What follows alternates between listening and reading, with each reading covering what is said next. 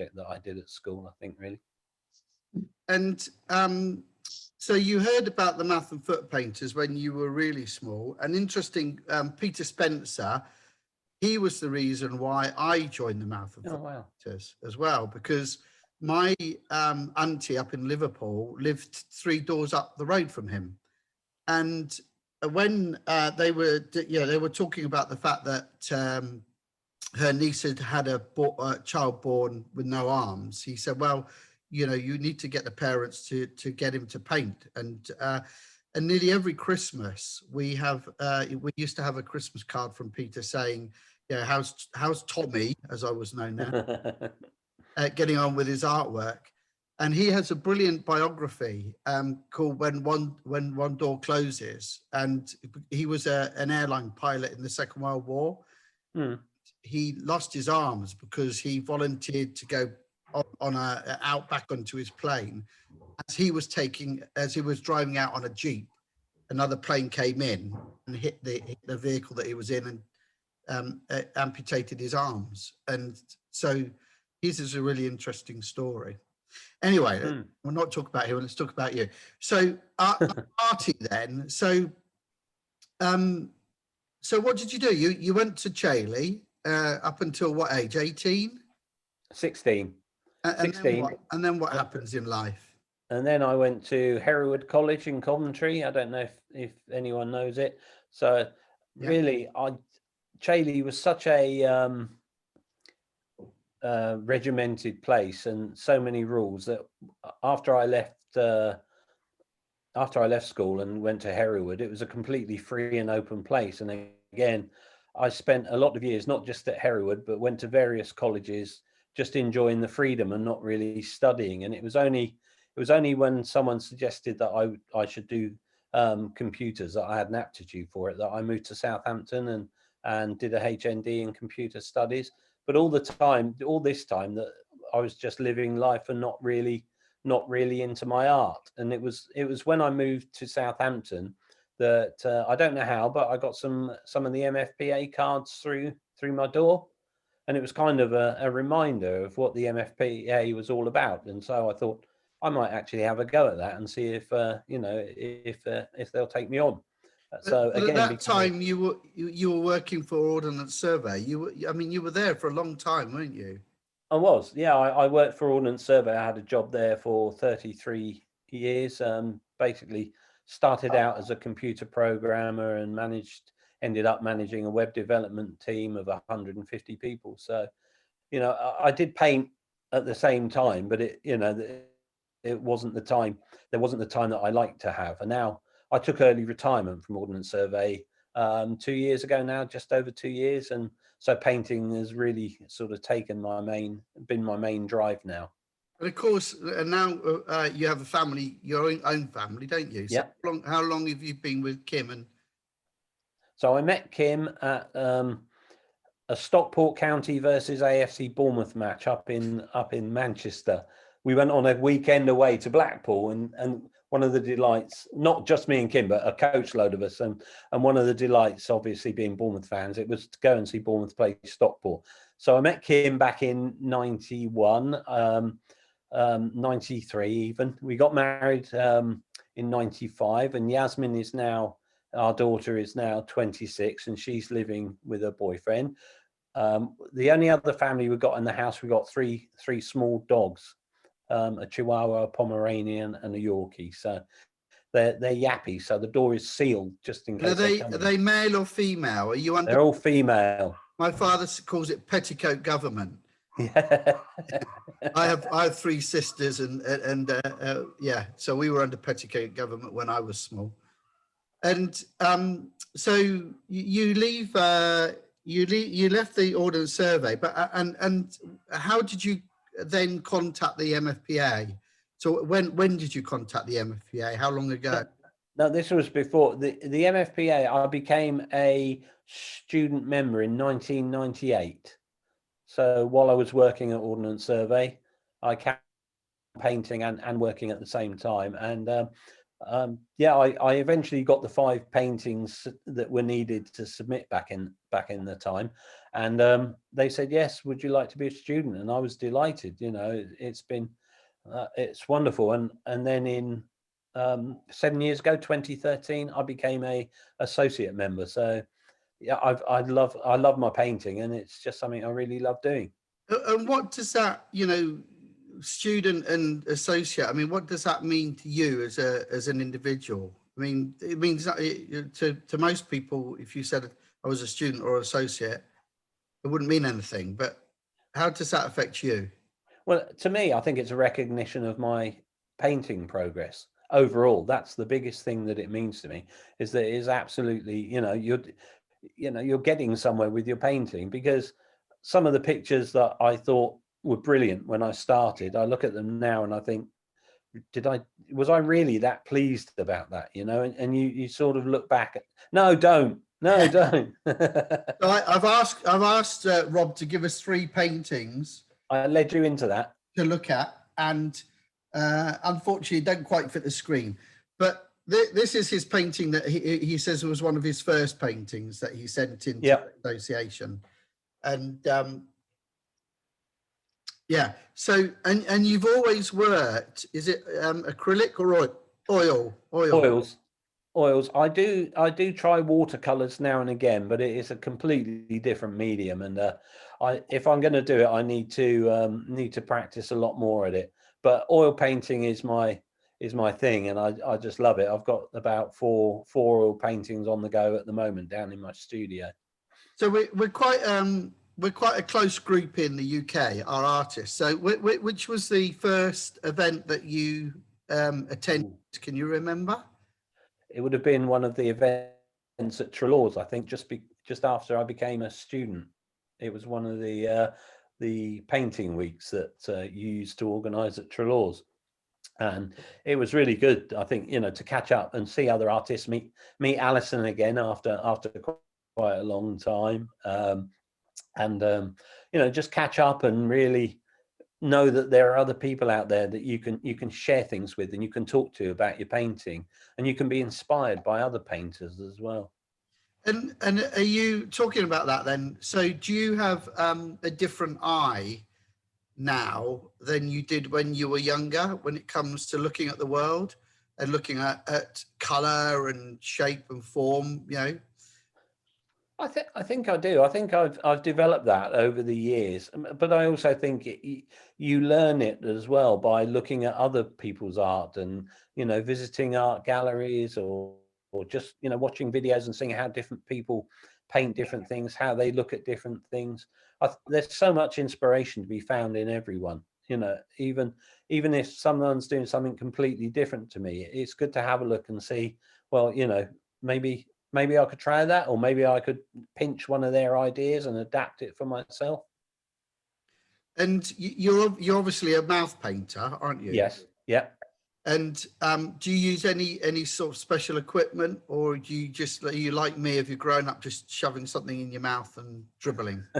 Yeah, I dribble a lot. Now, I put the brushes in my mouth. The only special equipment I've got, I say only, it's an easel that was made for me by Remap, which is a charity, I think, of engineers that come up with great designs. And it's an electric easel which goes up and down and tilts backwards and forwards. The reason it was going to tilt was because so I could do more watercolors, but I sort of kind of not proceeded with that. I use a standard easel for watercolors now. And so the easel, you've been making lots of new like me in lockdown, and since lockdown you've got into making films and editing them, and so you've now got a YouTube channel, have you? Yes, I have. What's that? Just Rob Trent? No, it's called Access Advisor. It's also part of I put my painting videos on there, but I run an accessibility website as well. So the Access Advisor website is where I put my painting videos, but you can also see them on Instagram. That's at Rob T MFPA, if anyone's interested. Yeah, of course we are. So the next picture I've got behind me is we can't see very much, and I need to move because But why is this one? Why was this? I asked him to give me 3 pictures. Why was it this one that you gave us? I think because I'm really into painting pictures of local areas. So Dorset means a lot to me, being born there and growing up there. And so I like the picture. This was a picture that my brother took. So, sorry, no, it wasn't. It was one that we took while we were down in Poole one summer. We went down there, and I thought, well, that would make a really good subject. And I wanted to try and get people in there, trying to, get the effects of the water, which is why I liked it. There was lots of different challenges in the same picture, trying to get the people right, trying to get the proportions right. Just creating a scene, someone looking on from the bridge, and you wonder whether they're watching the or what they're actually doing. And talking about things like proportion and color mixing and things like that. So have you, other than having some lessons when you were little, have you had any lessons since then? When I first moved to Southampton, I did have an art teacher that came up to my house, and we did weekly art lessons. I still sort of read lots of artworks and watch a lot of videos to see if there's anything I can learn, because we can all learn everything. There's so much to learn. We can all get better and never give up. That's my thing. Never stop.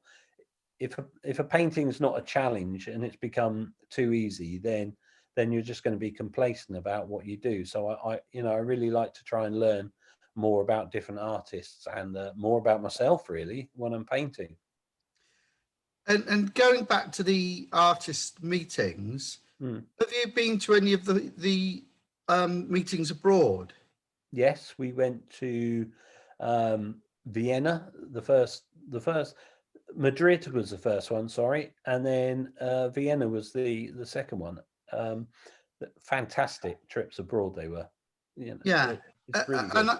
And I mean the connection. We all know that we're a nice little community here in the UK, but the fact that we have 778 artists now and the meetings when we go abroad, you meet artists from all around the world, and I think that is just incredible that Stegman, the founder of the association, was able to see that it didn't matter whether you had a disability in the UK or in China, if you could paint, bring us all together.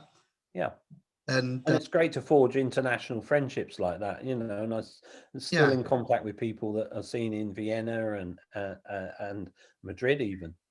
And of course, social media for us has made such a big difference, isn't it? That is the fact that we can do this. We can talk to people on Zoom or on Facebook, or the connection is so much better. And the increase of images that we've seen coming in from the artist has proved that giving some positive connections around the world to the artist will increase awareness of why they're here or what they're doing when the mouth of painters being a business.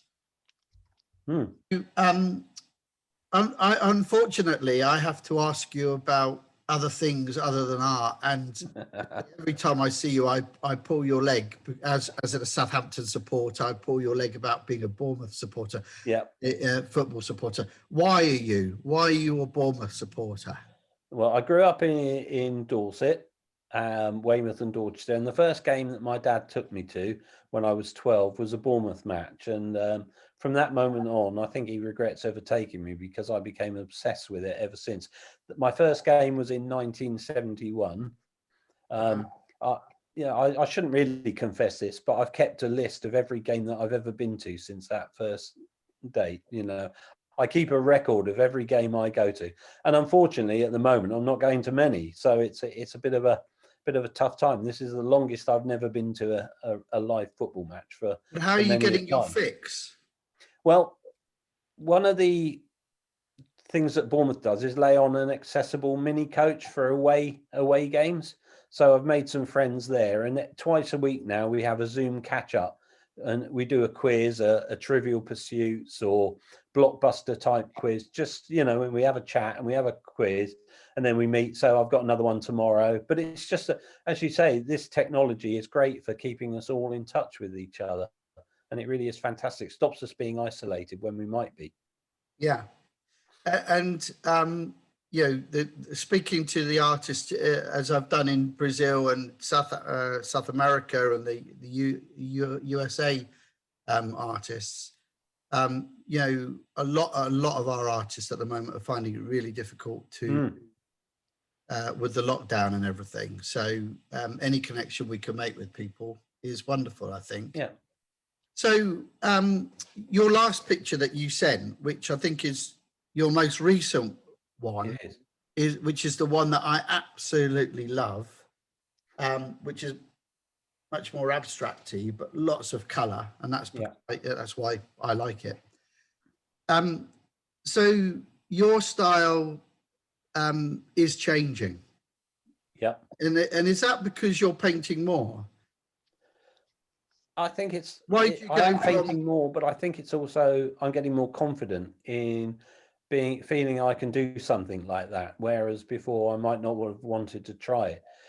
In fact, I've got a video which will be coming out about that painting, which shows that when I started it, it was nothing like that. I started doing a fairly standard sunset of Fawley Oil Refinery, which is a bit of an industrial subject to try and pick. And the more I painted it, the more I got detached from the painting. I started to lose interest in it.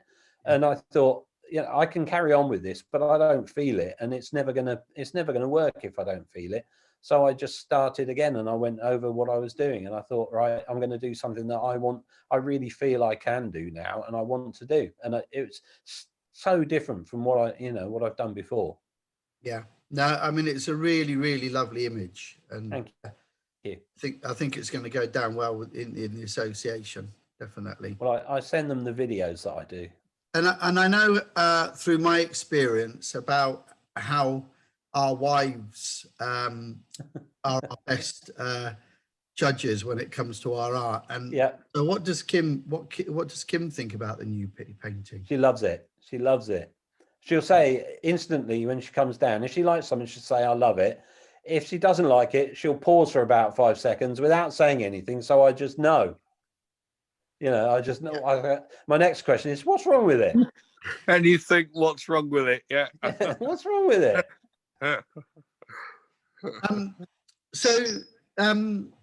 If you could have that picture, that new picture, if you could have it put up on a wall somewhere, where would you put it? I was lucky that Barry went first last week because I had time to think about that question this week. And I was thinking, you know, I'd like somewhere, one of the maybe a gallery in Paris, you know, because that's sort of like an art capital of the world, as it were. And I just think, I feel it would be lovely to have an exhibition or just even one picture, you know, in a gallery in Paris somewhere. I don't know any of the galleries, but it would just be a nice place to do it and say, I've had an exhibition in Paris. That's good. And can you remember the first image you had printed and what was it on and how did you feel? The first image I think was an image of a choir singing in a local high street that I remember that painted, and it was on a calendar. I think it wasn't on a card, but it was on a calendar, and the excitement you feel when you see that your work has been published, it doesn't diminish over the years. It's the same feeling you get now as you did when you first started painting. Even then, you just think this is fantastic. You see it and you want to tell everybody, buy the cards, you know, please look, my cards, my pictures on there, go out and buy one. So no, it's fantastic. I love it. And I think the MFPA is, you know, that's a kind of confidence and joy that it can bring to artists as well, knowing that people are actually seeing their work. I'm not just painting in a dark room for myself somewhere, but doing it for other people. And how long does it take you to paint a painting normally, now that you're not working full time? I'm quite a quick painter. I like to paint quickly and not spend too long. So I would say that one there has taken me 2 sessions of about 3 hours each. So a day. Yeah, a day. I'll break, I'll do 3 or 4 hours in a day and then come back to it, another day, because otherwise you can get too bogged down in what you're doing, and then you go to bed and you start thinking about, where do I put that color and what do I do with that one? It's just Yeah. it's on your mind. It's like anything. If you do it all day, you then start thinking about it and you can't rest on it. And do you ever go on plein air? Do you go and paint outside? Or I'd like to. I have done once, but it is so difficult. I think the thing with me is I'd have this big landscape in front of me, and I've got a viewfinder, but I don't know if I could ever use it outside to try and capture an outside. And of course, your wheels get stuck in all the places that well, I should try it. Again, it is something to do, maybe when the weather's warmer. and so other than football, do you have any other hobbies or interests outside painting? Apart from the football, I run my website, as I mentioned earlier. I'm a trustee. It's not a hobby, but a couple of other things I do. I'm a trustee for Disability Rights UK in London, and a trustee for Flat Spaces, and also Yeah, I think I've heard of that. You've heard of that, have you? And a school governor for Trelaws. That's great. So my last question to you is, I'd like to take you out for dinner sometime. Yeah. So what would your 3 courses and your drink be? I didn't think of this one. I didn't prep for this one. Let me think. My starter. I'm not usually a starter fan. But I watched. Okay, I'll go with something that probably isn't my favorite, but I watched Abigail's Party. Do you remember that play from the 70s? So I'm going to go with something really 70s and go for a prawn cocktail starter. It's back in fashion at the moment, actually. Are they? Excellent. Prawn cocktail starter. I'd go for something like mashed potato, beans and luncheon meat for my main course. So you can. That's a Chailey. That's definitely Chailey. Yeah, I was going to say you can take the boy out of Chailey, but you can't take Chailey out of the boy. It's a bit like spam fritters, isn't it? Yeah, I was going to say, spam fritters. Would you have the luncheon meat battered? Yeah. Oh no, not fritter. Oh no. And for my pudding, it would be apple crumble and custard, definitely. And do you like cinnamon? Yes. Are you a cinnamon person? Yeah. Lucy's trying to get me to put cinnamon on my porridge. There, yeah. Try it. Yeah. Anyway, so we've covered MFPA, and we've covered art, and what about the future? So the picture if you had a really big plan and something that you'd really, really like to do in the next 10 years, because I know, I expect like me, you're thinking about the future physically, and the fact that, most of us will never be as good in the next 10 years as we are now. Yeah. So is there anything that you have a big plan that you want to do? Do you have a bucket list of things that you really want to do before disability gets too bad to do things? I don't necessarily have a bucket list. I think there are a couple.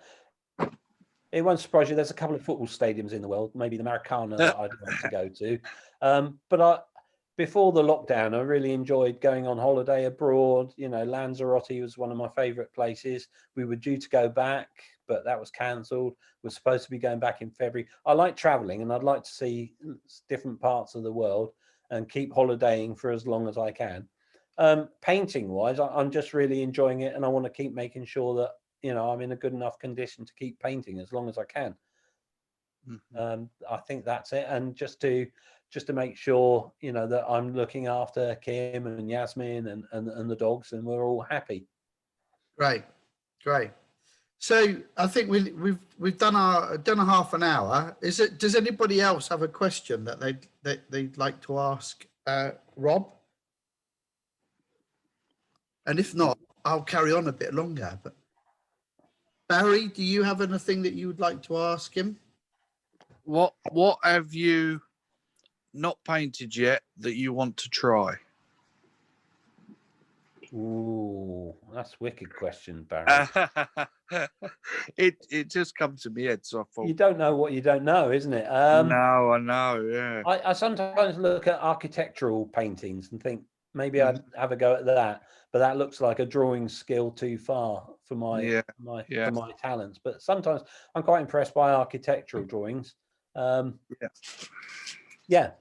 Because that last painting you done, as we was nattering about a minute ago, the colours, everything just really works. The looseness of it just works, and it's hard to be loose, I find.